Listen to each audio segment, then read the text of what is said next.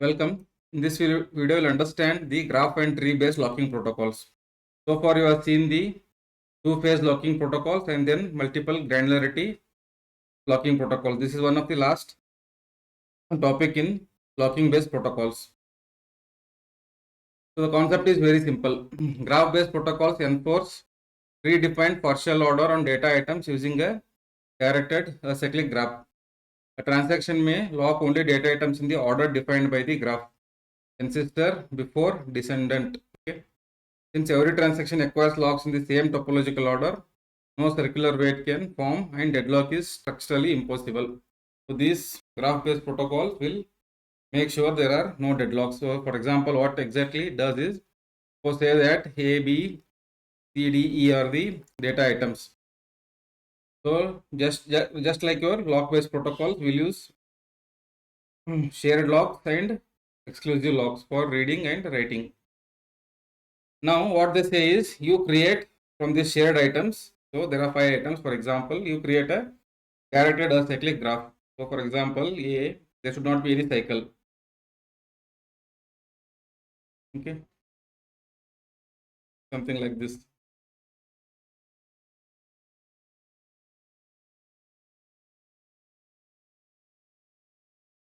Now what they say is whenever a transaction wants to lock an item, it can take S lock or X lock in the particular order of the graph only. So for example, if it wants to handle or put a lock on B, okay, so it should first put lock on its parent.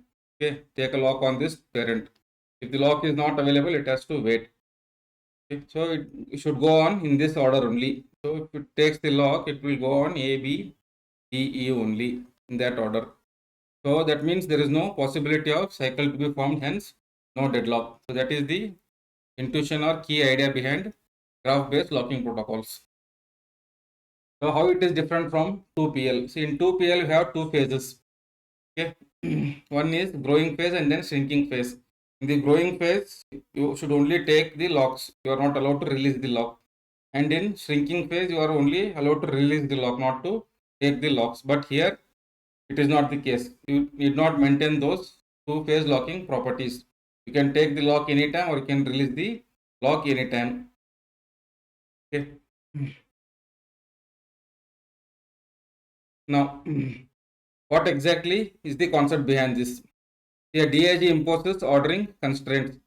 However, creating a conflict serializability here or a serial schedule here by imposing the DAG. You already have seen that for conflict serializability, you have used a precedence graph and checked for directed or cyclic graph. That means there should not be any cycles. Then you say it is conflict serializable. So same thing in the reverse approach. So you first create a graph of shared items, which is a DAG. Hence they are conflict serializable only, and hence by default they are deadlock free. So what is the difference between 2PL? It holds locks until commit. So that is the core difference here. Here early unlock is allowed. You need not hold the lock till the transaction commits. That is the reason why you have high concurrency than strict 2PL. Strict 2PL is that you have seen, which has very strict in terms of locking protocols. It will not allow to release the S lock and X lock both till we commit the transaction commit. But here it is not the case. So it achieves higher concurrency graph based protocols and also deadlock free. So let us see in representation what exactly how it works. So how will you navigate? So for example, how will the transaction enter the graph? Here I can start at any node. Okay, I can start at any node, that is jump straight to Q2. For example, here you can go here. To move to an child, you must hold the parent. Okay, so if you want to move to a child, that means if I want to lock on Q2, then I should have a lock on its parent Q1. You can release the parent only after the child is locked. Okay, so now I will lock Q5 and then I will release this lock of the parent. So that is how it works. So for example, lock Q1, then lock Q4, Therefore, so before locking Q4, I should hold lock on the parent of Q4, that is Q1. That's satisfied. Then I can unlock Q1. Then lock Q5, which holds on Q4. There is a lock already in Q4, the parent of Q5. So which are the some of the valid sequences? So Q1, Q2, Q3. Q1, Q2, Q3. This is, I can take the lock in this order. Q1, Q4, Q5. Okay. So all the paths which do not contain cycles are the valid paths. Q1, Q2, Q5. And then you can start at Q2 to Q3. Okay, I can start from here also and go here. So that means I can start from anywhere in the graph and then follow that order or path. I have to lock the parent before I lock the child. That is the concept. What are the properties? So the locking rules you understood already. Just to recap, first lock may be placed on any node. Lock Qj only if transaction holds Qj's parent. Okay. So to lock a node, its parent has to be first locked. Locks may be released at any time. Once unlocked, a node cannot be relocked. So this is one of the properties, very important. Why? I'll come to that later. See, once unlocked, I cannot again take the lock back. So both S locks and X locks are used as usual. What are the properties? It ensures conflict serializability. It's deadlock free. No 2PL required. That means shrinking phase and growing phase is not required. Early unlock by high concurrency. See, this is the reason, because it is doing early unlock, okay, before the transaction commits. That is the reason why cascadeless aborts are possible. So it is not necessarily cascadeless. Dirty reads are possible. Because again, for this reason, once unlocked, a node cannot be relocked. Okay, so once I release the parent, again I cannot lock on that same parent. That is the meaning. So that is the reason why it becomes cascading aborts. So let us see an example here. So they are given a simple graph A, B, C. These are the items ordered in this item, the DAG. So first transaction 1 wants the exclusive lock on A. So this is the first item, so it will be given. No other transaction is holding this lock. So T1 holds exclusive lock on A. Next, it is granted. At the same time, tries to lock B. T2 tries to lock B, this B. But before that, it has to lock the parent A. Okay, T2 has to lock the parent A before locking B. So T2 tries to lock this, but already it is held by T1. So it has to wait. Then T1 tries to put a shared lock on B. So there is already lock on its parent. B's parent is A. So this lock will be allowed. Nobody is holding it. So T1 now puts a shared lock on B. Then it unlocks A. So it unlocks its parent. Now there is no holding of XA by T1. Now this fellow will get no chance now. T2 will hold a lock now. So if waiting completes, T2 will get the access for X2A. That is exclusive lock on A. Then X1 C. So already T1 who is holding lock on B, it's C's parent. Hence it gets lock on X lock on C. Now T2 wants to lock B. So lock A is parent. B's parent is A. It is holding already. So T2 also gets lock on, shared lock on B because it holds A. Then unlock BC, unlock AB. So they will release the lock. So if you see the order, they are following the strict order only. A, B, C. Hence there is no deadlock.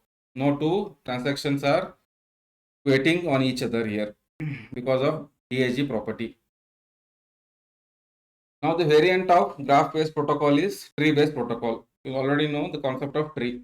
So tree has a single entry point, that is the root node. So all the transaction we can take entry from the root node. There are special cases of graph-based protocols where data items form a rooted tree. Lock acquisition must follow the tree structure strictly. Parent before child. Almost the rules remain same. Only thing is we are designing that as a tree, graph as a tree. Guarantees conflict serializability and is deadlock free without requiring 2PL. Allows early unlocking for higher concurrency. What are the three rules here? Each node except root has exactly one parent. So that is the difference, right? In a tree, you can have only one parent. But in the DAG, if you take a DAG graph, previously you have seen multiple parents are possible. So multiple entries will be provided in DAG. You can have multiple parents. But here I can have in a tree have only one parent. The first lock can be any node.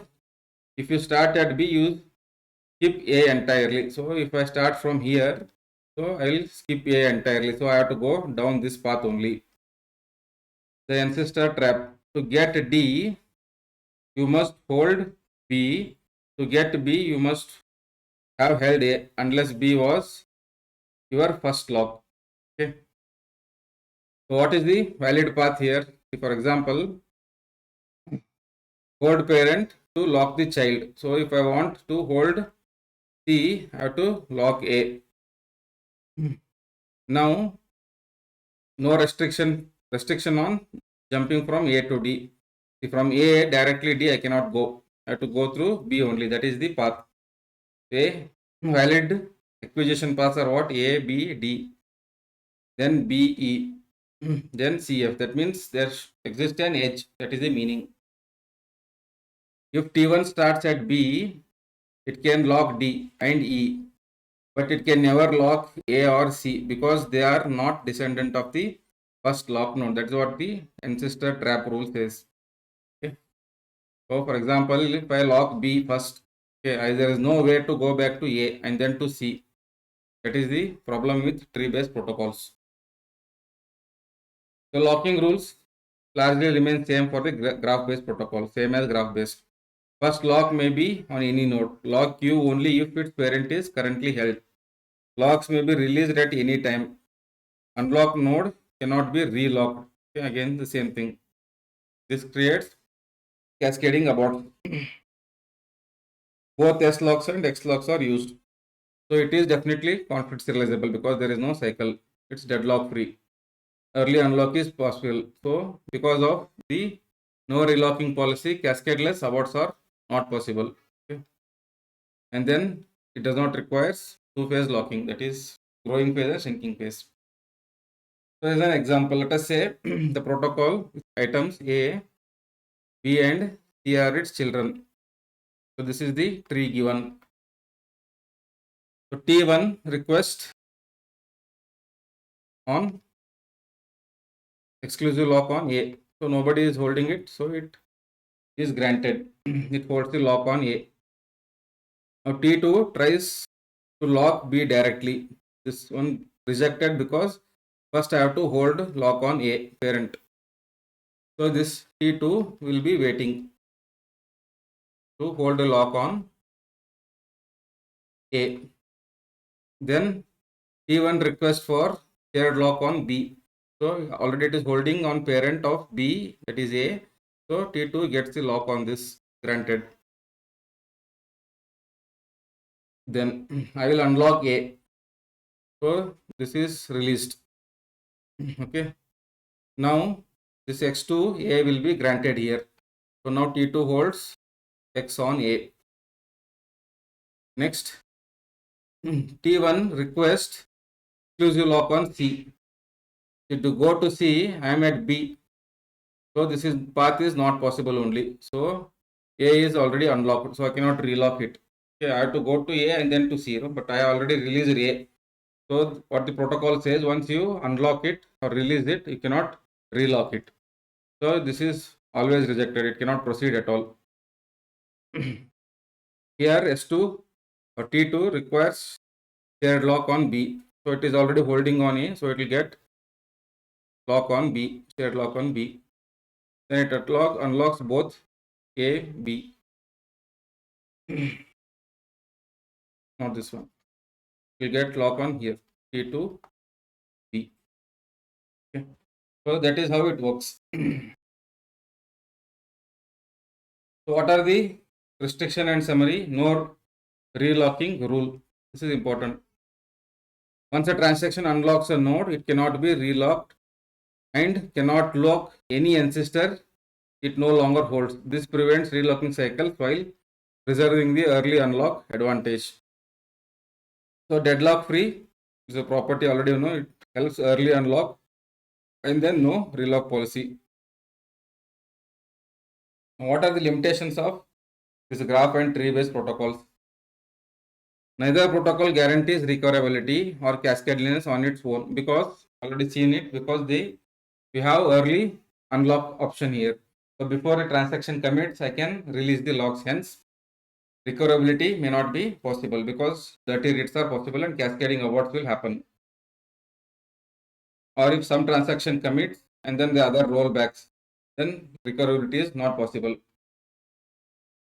So requires a predefined partial order of all the data items. Impractical when XX patterns are dynamic. See whatever you are seeing here, A, B, C, D, for example, when you took the first example, all the data items, beforehand or in prior, I have to know which all items I will be using. So that is practically not possible in dynamic environments.